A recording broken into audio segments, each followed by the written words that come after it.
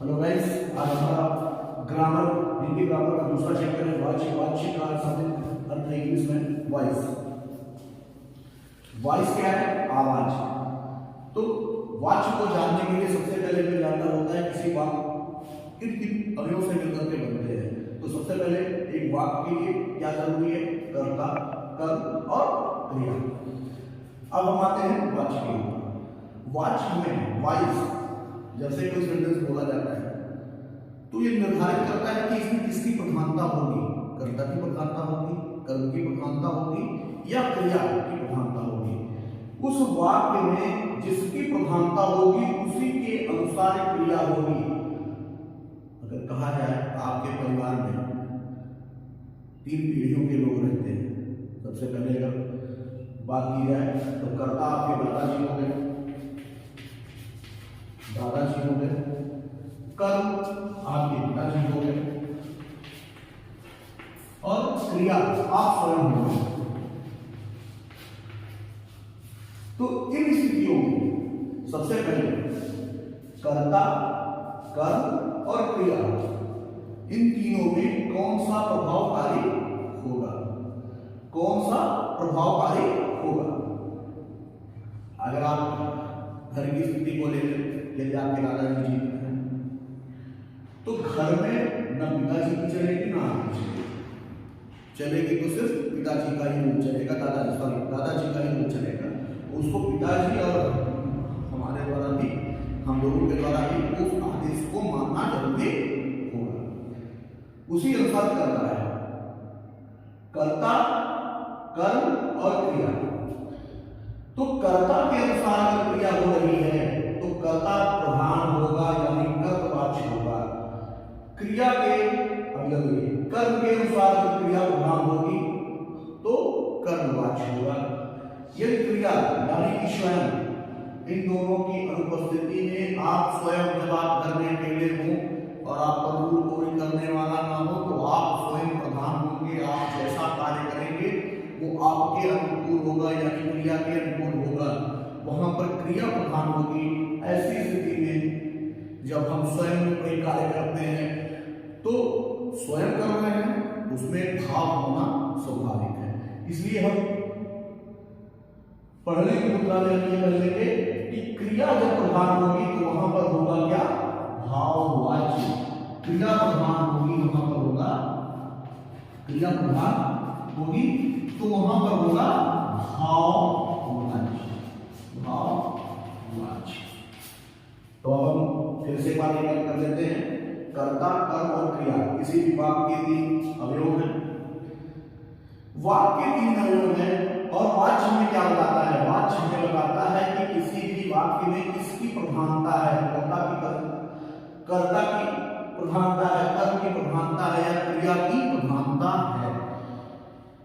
कर्ता प्रधान है यानी कि कर्ता के अनुसार क्रिया लगी हुई है, अभी तो प्रधानता हो। दादाजी हैं घर में तो उनकी के अनुसार कार्य होगा यानी क्रिया होगी।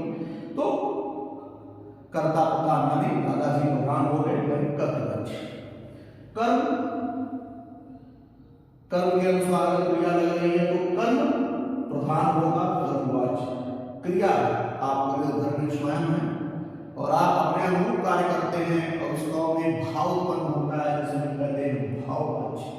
तो ये कर्ता, कर्म और क्रिया में तीनों वाच्य हैं। अब हम एक एक वाच्य के बारे में डिटेल पढ़ेंगे।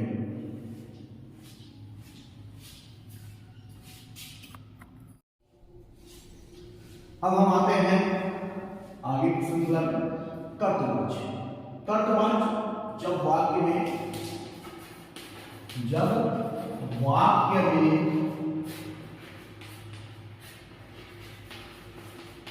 कर्ता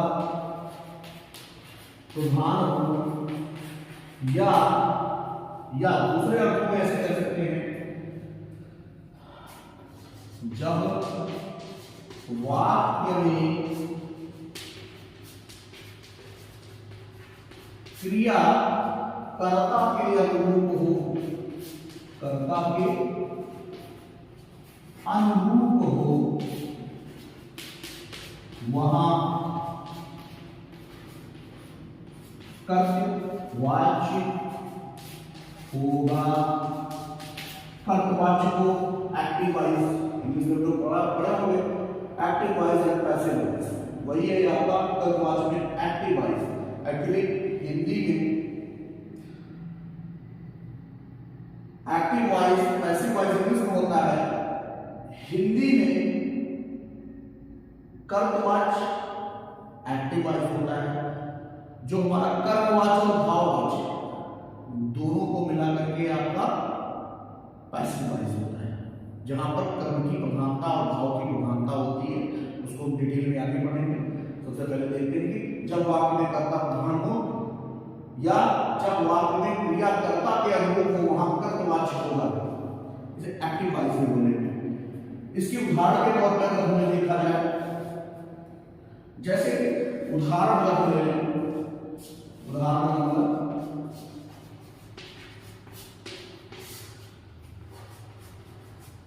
राम जाता है, एक साधारण सा शुरुआत साधारण से हो, सरल से हो तभी राम जाता है या लड़का जाता है। राम क्या है? राम यहां पर एक कर्ता है, जाना क्रिया होती है, जाता है इसी के अनुसार, कर्ता के अनुसार क्रिया है। कहेंगे कैसे क्रिया है, बिल्कुल देख लीजिए। कहेंगे कैसे, राम क्या है? राम एक वचन है, क्या है? पुल्लिंग है। क्रिया जाता है, ये भी क्या है? एक वचन है। क्रिया भी एक वचन की हो गई और ये क्रिया जो है वो कैसी है? पुल्लिंग। तो कहने का तात्पर्य है कि कर्ता के अनुसार क्रिया हो, यानी कर्ता जिस क्रिया कर्ता जिस वचन या लिंग का होगा, क्रिया भी उसी वचन या लिंग की होगी, तभी हम कह सकते हैं कि कर्ता के अनुसार क्रिया होगी, तो वहां पर कर्मवाच्य होगा। यानी कर्ता का लिंग वचन क्रिया के लिंग वचन से मेल खाना चाहिए, तभी होगा कर्मवाच्य। दूसरा एग्जाम्पल के तौर पर अगर लेना चाहें, लड़की चिट्ठी लिखती है, लड़की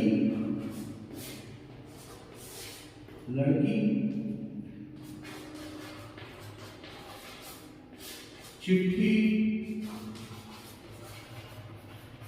लिखती है, चिट्ठी लिखती है। लड़की यहां पर क्या है? कर्ता का कार्य कर रही है, करता है। लिखना क्रिया है। और मैं आगे आपको बताऊंगा कर्म को पता करने के लिए कैसे पता करते हैं। क्रिया से क्या या किसको प्रश्न करने पर उत्तर मिल रहा है, क्या या किसको प्रश्न करने पर इसका उत्तर अगर मिल रहा है, क्या लिखती है? चिट्ठी लिखती है, तो ये कर्म हो जाएगा। इसका निर्धारण करेंगे, वो हम बाद में बताएंगे, पहले आगे की समीकरण है उसका निर्धारण अभी आगे करेंगे। तो लड़की लिखती है, ये वाक्य साधारण ले लेते, लेकिन हाँ चलिए ले लिया है, तो लड़की चिट्ठी लिखती है। कर्ता, कर्म और क्रिया, यहां पर वाक्य पूरा फुलफिल हो रहा है। तो कर्ता लड़की है, इसका लिंग क्या है? स्त्रीलिंग है। वचन क्या है? एक वचन है, लड़की एक वचन। लिखती है, क्रिया कैसी है? ये भी क्रिया एक वचन की है। और लिंग कैसा है? लिखती है, अर्थात ये स्त्रीलिंग का बोध करा रही है क्रिया, स्त्रीलिंग। एक बार फिर से हम आपको बताना चाहेंगे, कर्तवाच्य यानी एक्टिव वॉइस वाक्य में जब कर्ता के अनुरूप हो या कर्ता वाक्य में जब कर्ता प्रधान हो, या कर्ता की प्रधानता हो, प्रधान करें या प्रधानता करें, बात देखिए जब वाक्य में क्रिया कर्ता के रूप को वहां कर्तवाची होगा। उदाहरण के तौर पर राम जाता है, वाक्य था, वहां पर राम करता है, कर्ता के अनुसार एक वचन, कर्ता राम कैसा एक वचन,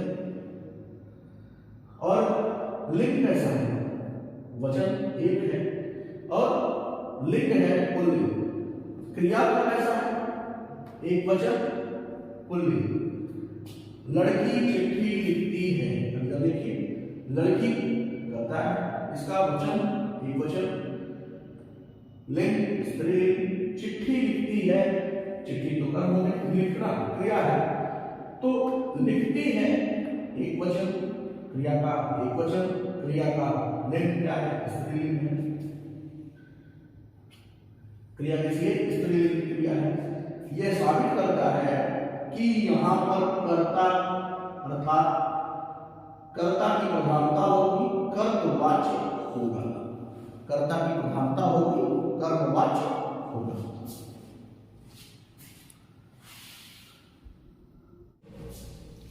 अब हम चलते हैं कर्मवाच्य। कर्मवाच्य जब वाक्य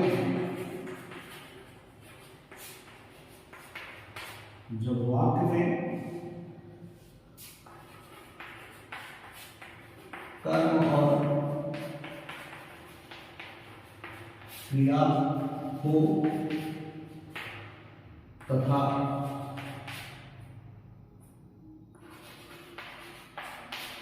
कर्म के अनुसार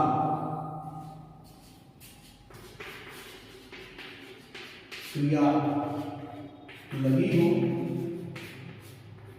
तो वहां पर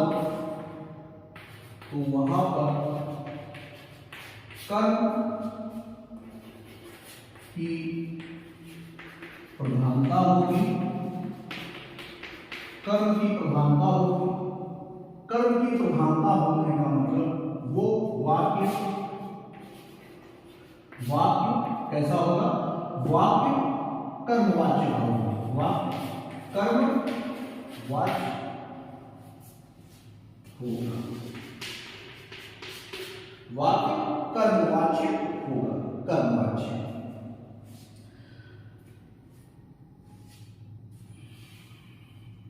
उदाहरण के तौर पर अगर हम देखें, या पुस्तक पढ़ी जाती है, उदाहरण के तौर पर हम देते हैं, उदाहरण पुस्तक पढ़ी जाती है। पुस्तक को पढ़ने वाला कोई नहीं है, यहाँ पर कर्ता नहीं है। वाक्य में केवल क्या हो, कर्म और क्रिया हो, केवल नहीं कह सकते कर्म और क्रिया हो, कर्ता ना हो। तो ऐसी स्थिति में कर्म प्रधान होगा, जैसे कि मैंने पहले ही बताया था। क्या बताया था, कर्ता दादाजी, कर्म पिताजी। पुस्तक पढ़ी जाती है कर्मवाची में जब वाक्य में कर्म और क्रिया हो तथा कर्म के अनुसार क्रिया लगी हो, तो वहां पर कर्म की प्रधानता होगी, अर्थात वाक्य कैसा होगा, कर्मवाची का उपयोग उदाहरण के तौर पर लेते हैं, पुस्तक पढ़ी जाती है। यानी पुस्तक क्या है, मैंने भी बताया था, क्रिया से क्या या किसको प्रश्न करने पर क्या या किसको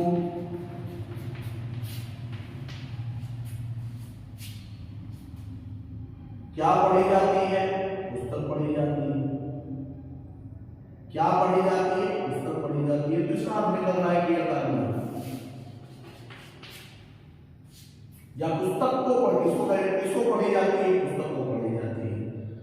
तो कर्म यहां मिल रहा है, तो इस कर्म और क्रिया, कर्म के अनुसार ही क्रिया लगी है। पुस्तक पढ़ी जाती है, एक वचन पुस्तक, क्रिया लिंग एक वचन, जहां पर पढ़ी जाती है उसका लिंग और वचन एक होगा, यानी इसका भी लिंग और वचन एक वचन, और इसका भी क्या है, एक वचन। कहने का तात्पर्य ये है कि कर्म के अनुसार क्रिया होगी तो वहां पर होगा कर्मवाची। दूसरे एग्जाम्पल हम लेते हैं। साइकिल चलाई जाती है, उदाहरण के तौर पे मान लीजिए साइकिल चलाई जाती है, साइकिल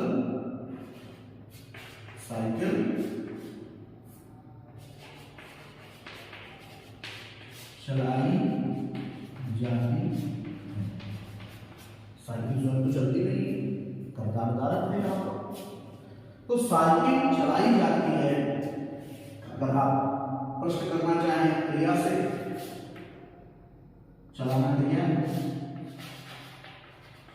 क्या चलाई जाती है या किसको चलाई जाती है, साइकिल को चलाई जाती है। तो यहां पर ये क्या होगा, कर्म।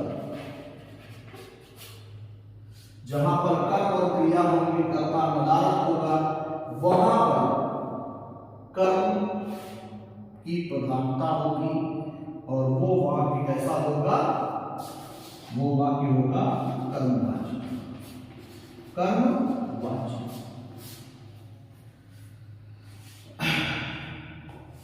एक कंडीशन और भी होती है, जब वाक्य में जैसे पुस्तक पढ़ी जाती है, कंडीशन ये कर दे राम के द्वारा, राम के द्वारा या मुझसे या राम के द्वारा, ये भी या मोहन के द्वारा, मोहन के द्वारा, राम के द्वारा पुस्तक पढ़ी जाती है। जब वाक्य में के द्वारा या ये भी कह सकते हैं लड़के से, इसमें मोहन के द्वारा या लड़के से साइकिल चलाई जाती है, लड़के से साइकिल चलाई जाती है, या लड़के से फुटबॉल खेला जाता है, लड़के से खेल खेला जाता है, तब वहां लड़के से खेल खेला जाता है, लड़के से फुटबॉल खेला जाता है, तो वहां जब से या के द्वारा लग जाए, इसको मिटाना चाहेंगे, से या के द्वारा, से के द्वारा तृतीया विभक्ति। आपने कारक चिन्हों को पढ़ा होगा, कारक जब पढ़ा होगा तो वहां पर बताया गया होगा कि तृतीया विभक्ति करण, तृतीया विभक्ति करण कारक। जहां पर करण कारक या तृतीया विभक्ति होगी वहां पर ये जो कर्ता होते हुए भी गौण होगा। तृतीया विभक्ति जहां पर होगी वहां पर क्या होगा, कर्ता गौण होगा। गौण होने का तात्पर्य वो प्रधान नहीं होगा, अर्थात प्रधान नहीं होगा। ऐसी स्थिति में जहां कर्ता होने के बावजूद राम के द्वारा पुस्तक पढ़ी जाती है, राम के द्वारा पुस्तक पढ़ी जाती है, कर्ता है, लेकिन से या के द्वारा लगने के कारण कर्ता यहां पर गौण हो चुका है, कर्ता यहां पर गौण हो चुका है, अर्थात यहां पर प्रधानता किसकी होगी, कर्म की होगी।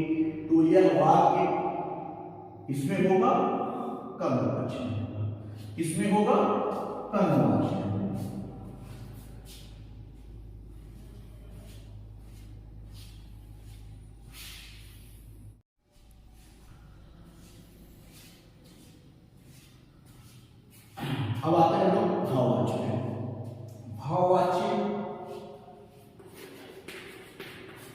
जब वाक्य में क्रिया की प्रधानता हो तो वह वाक्य भाव वाच्य, जहां जब वाक्य में क्रिया की प्रधानता हो तो वह वाक्य भाववाच्य में होगा। अब देखिए कैसे होगा भाववाच्य, यानी मैंने बताया था कर्ता, बताया कर्ता यानी कि जो भी मैंने बता दिया था दादाजी अगर प्रधान है, दादाजी है तो दादा, वाक्य में अगर कर्ता है तो कर्ता प्रधान होगा, यानी दादाजी प्रधान होंगे, उन्हीं के अनुसार चलेगा। दादाजी के नाम लेने के बाद कर्म यानी पिताजी, उनके अनुसार रूल और रेगुलेशन चलेंगे, रूल और रेगुलेशन उनके अनुसार चलेंगे, तो वाक्य कैसा हो जाएगा, ये कर्तवाच्य हो जाएगा। अगर उनके अनुसार चलेगा तो कर्तवाच्य, कर्म के अनुसार चलेगा तो कर्मवाच्य। और जब ये दोनों की स्थिति ना के बराबर है, बिल्कुल है ही नहीं, तब वहां पर क्या होगा, क्रिया यानी आप स्वयं हैं, और जब आप स्वयं हैं और आपके अनुसार ही घर को चलना है, तो वहां पर क्या होगा, भाववाच्य, वहां पर क्या होगा, भाववाच्य। अब हम देखते हैं भाववाच्य के उदाहरण।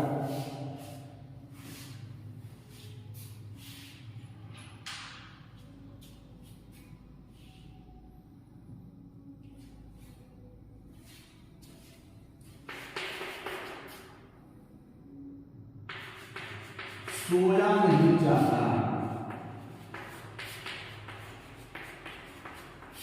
सोया नहीं जाता है, सोया नहीं जाता, उठा नहीं जाता। या कुछ नहीं आना जरूरी है क्या, ऐसा कुछ नहीं, ये तो इंटरनेट है। सीढ़ी पर चला जाता है, तो भाई चला जाता है तो बात ठीक है, लेकिन चला नहीं जाता है वो ज्यादा इफेक्टिव मालूम होता है।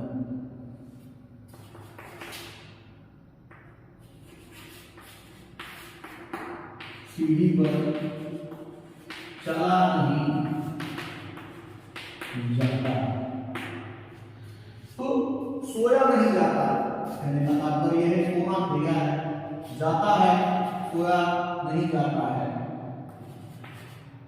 सोना और जाना दो क्रिया है, सोने के अनुसार लगा हुआ है क्रिया, यानी क्रिया ही इसमें सोया नहीं जाता है, उठाता, सोना क्रिया है, यही सोना मीन दिखाई दे रहा, सोया नहीं जाता, चला नहीं जाता। जोर किस पर दिया जाता है, प्रधानता का तात्पर्य क्या है, जोर देना, जोर देना,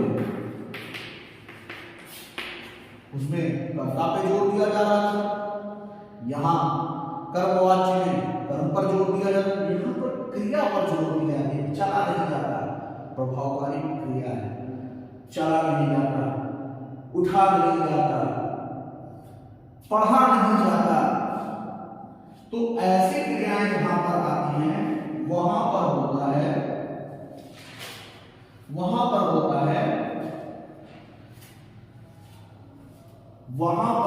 है भाववाच्य। अब देखिए अगर इसी वाक्य में हम आगे जोड़ दें, जैसा कि लिखा है, राम से सोया नहीं जाता, मोहन द्वारा, जैसा कि मैं पहले भी बता चुका हूं कर्मवाच्य, राम से सोया नहीं जाता, मोहन से उठा नहीं जाता। जब भी वाक्य में से या के द्वारा आ जाए और कर्म ना हो, यानी कि ऐसी स्थिति हो, कर्म लगा हो, किसके द्वारा लगा हो, के द्वारा, मोहन के द्वारा, या ऐसे भी कह सकते हैं कर्म, सॉरी कर्ता हो, कर्ता कैसा हो, कर्ता कर्ता के साथ जुड़ा हुआ हो से, या के द्वारा जुड़ा हुआ हो। कर्म ना हो, कर्म ना हो, सीधे क्या हो, क्रिया हो। उस स्थिति में ये आपका कर्ता के साथ के द्वारा लग जाने से तृतीया विभक्ति आने से, तृतीया विभक्ति आने से कर्ता क्या हो जाएगा, कर्ता गौण हो जाएगा, यानी सेकेंडरी हो जाएगा, प्रभावकारी नहीं रहेगा।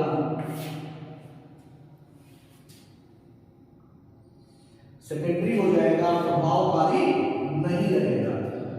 तब वहां प्रभावकारी कौन होगा, क्रिया। तो वहां पर क्या होगा, भाववाच्य। देख लीजिए,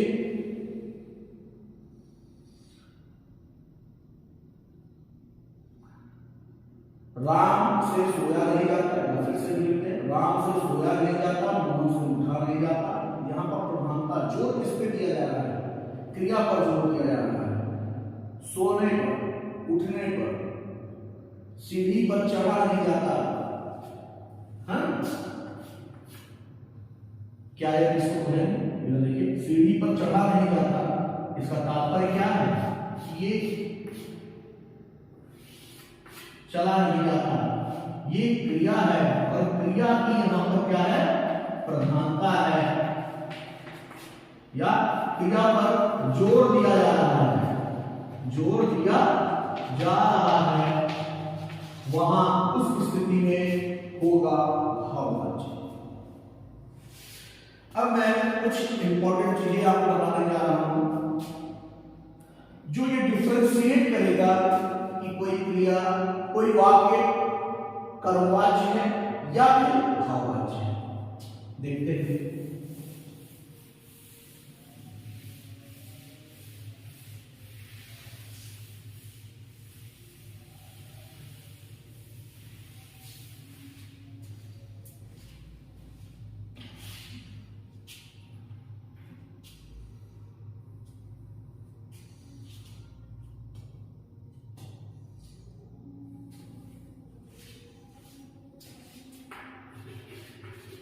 लड़कियों से एक गाने हैं, लड़कियों से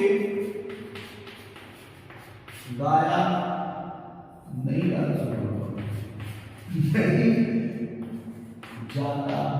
है, लड़कियों से गाया नहीं जाता है।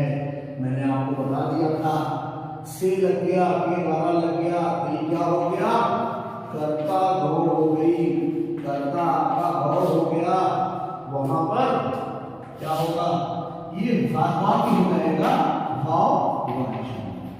लेकिन यहीं पर अगर लगा दे लड़कियों से, यहां हंसों का चिन्ह है, गीत, लड़कियों से गीत, लड़कियों से गीत गाया नहीं जाता, यहां पर क्या हो गया, गीत। अब गीत क्या बताता है,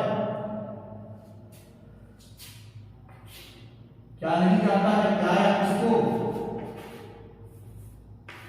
क्या या किसको का प्रश्न करिए, आपको कम मिल जाएगा।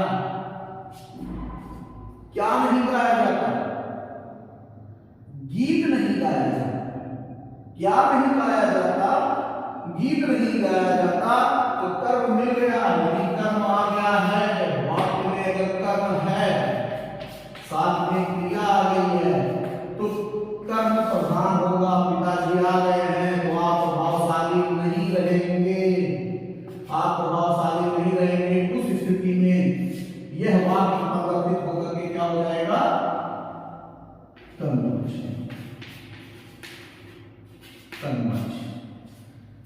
तो तो ये रहा डिफरेंसेस। लड़कियों से गाया नहीं जाता, जब गाया नहीं जाता जो किस पर है, क्रिया पर है। लेकिन जैसे ही आ गया लड़कियों से गीत गाया नहीं जाता, गीत आने का मतलब कर्म आ गया। जब कर्म आ गया तो कर्मवाचक प्रभावशाली होगा, प्रधानता होगी, तो वो वाक्य परिवर्तित होकर के हो जाएगा कर्मवाच्य। इसको वाक्य में कन्वर्जन भी बोल सकते हैं, वाक्य का कन्वर्जन या वाक्य का परिवर्तन।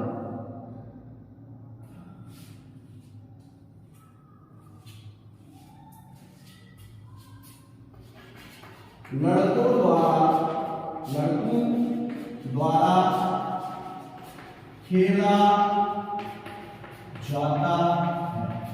ध्यान दीजिएगा, लड़कों द्वारा खेला जाता है। यहां पर भी मैंने बताया था लड़कों के द्वारा, तो ये क्या हो गया, कर्ता का गौण हो गया। खेला जाता है ये हो गया आपका भाववाचक। अभी यहां पे हम कहते हैं लड़कों से या लड़कों द्वारा क्रिकेट खेला जाता है। अब क्रिकेट आने का मतलब क्या खेला जाता है, किसको खेला जाता है, प्रश्न का उत्तर मिल रहा है क्रिकेट। क्या नहीं खेला जाता है या क्या खेला जाता है, क्या खेला जाता है, क्रिकेट खेला जाता है। तो वहां क्रिकेट आने के बाद, कर्म आने के बाद ये हो जाएगा कर्म। ये थे परिवर्तन भाववाच से कर्मवाच्य में। अगर आपको सेंटेंस दिया गया है भाववाच्य में, तो आपको वहां पर एक कर्म जोड़ना होगा, जिससे वो कर्मवाच्य में परिवर्तित हो जाएगा। आप देख सकते हैं। आगे के वीडियोस के लिए ऐसे ही लाइक, शेयर और सब्सक्राइब करते रहिए और एक से एक वीडियो अपने करिए। धन्यवाद।